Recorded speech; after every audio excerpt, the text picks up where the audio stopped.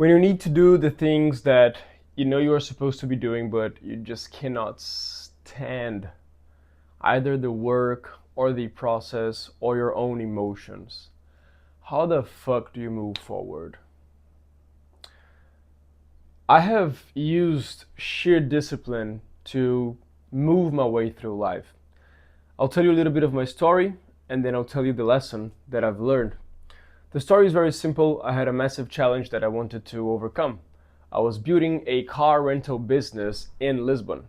Now, for a person who's always came from the digital space, to build a fucking car rental business, to manage metal, to rent cars, and to oversee all of the operations, all of the logistics, accountability, maintenance, insurance, sales, clients acquisition, finances, buying cars, everything was under my responsibility, and I was doing it by myself.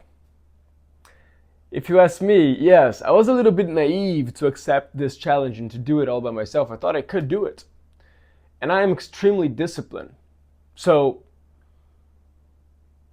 I discipline my way through every single process. I discipline my way through every single task for months on end. But the tasks were just unfinishable. They were just never ending. I could have worked for 3 straight years non-stop and I would still have tasks to do because this was work for 5 people and I was by myself. And of course, every single human body has its limits, and I've reached mine. You know, I was using so much caffeine and nicotine and other stimulants, and I was still training hard and working hard and trying to sleep long hours, but I just couldn't.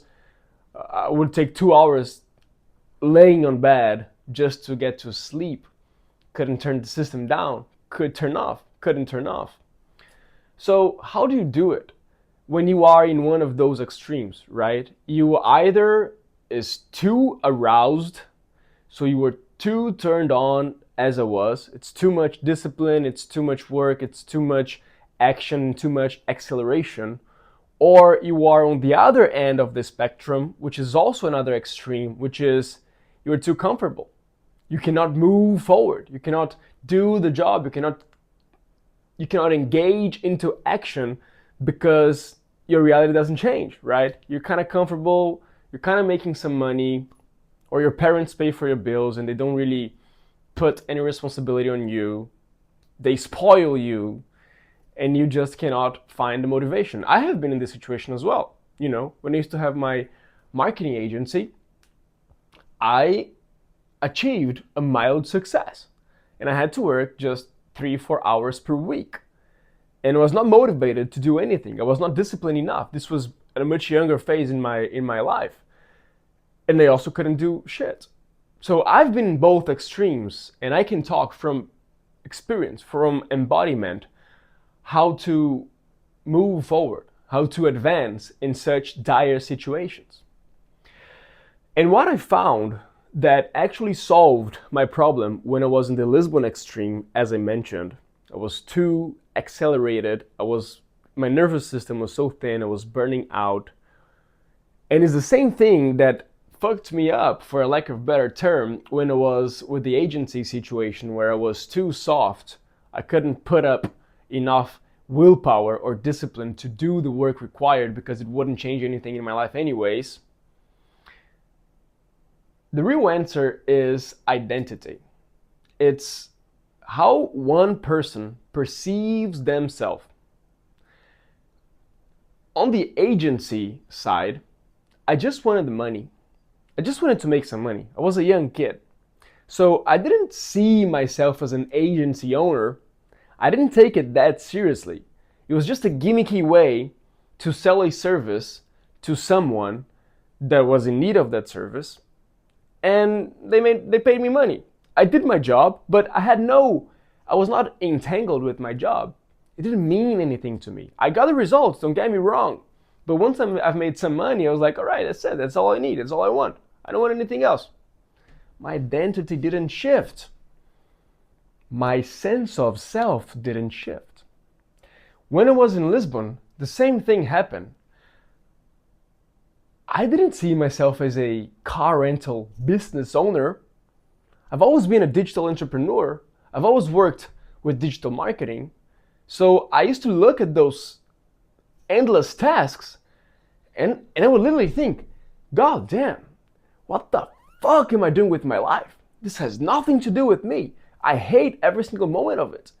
But I had sheer discipline, right? So I was doing the things every single day, but my identity was also pulling me away from that shit. Until I burned out. Until I couldn't sleep. Until it didn't matter if I was working out and training my physical body, because my physical body was just destroying itself, right? I started to lose hair. I started to get worse skin. I started to be so tense. I started to have so much shit in my scalp, so much inflammation. You know, this was the trigger for me. My body was attacking itself because it was just too much stress. So the solution I found was to stop trying to discipline my way through everything.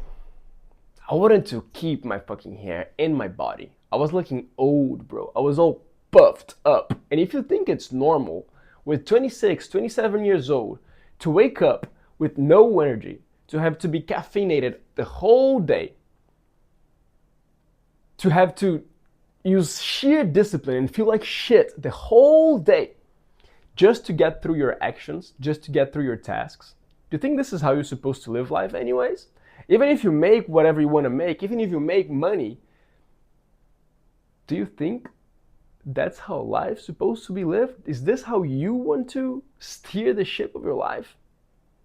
It was not for me. It was not for me.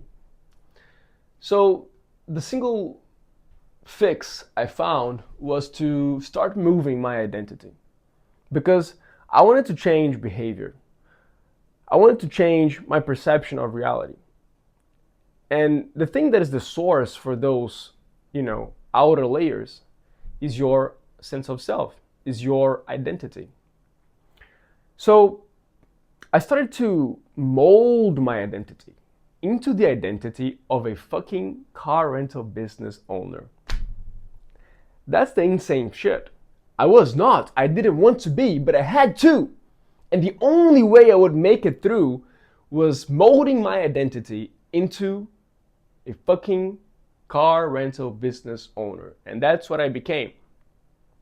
Now you may ask, Fernando, how the fuck do you change your identity?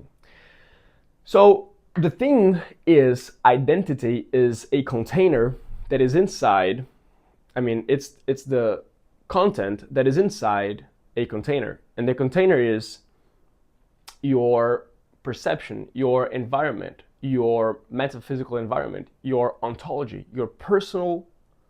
the way you personally view yourself. So I started digging deeper into those layers.